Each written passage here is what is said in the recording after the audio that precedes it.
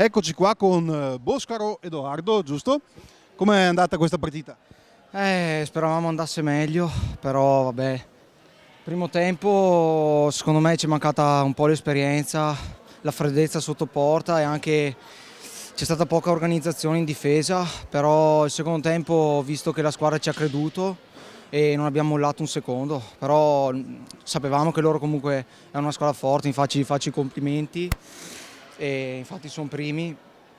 Beh, testa alta e andiamo avanti. Eravate passati in vantaggio, avevate pensato magari di portare a casa l'intera posta? Eh sì, lì sull'1-0 ci siamo caricati, poi abbiamo preso l'1-1, 2-1, 3-1, però ho visto una bella reazione della squadra e sono contento. Adesso ci aspetta una partita a Montecchio, andiamo là per vincere. Ci sarà uno scontro diretto perché entrambe le squadre siete allo stesso punteggio, giusto? Sì, sarà uno scontro diretto, dobbiamo allenarci al massimo questa settimana per portare a casa punti e proseguire il nostro cammino. Benissimo, grazie mille. Grazie mille a voi.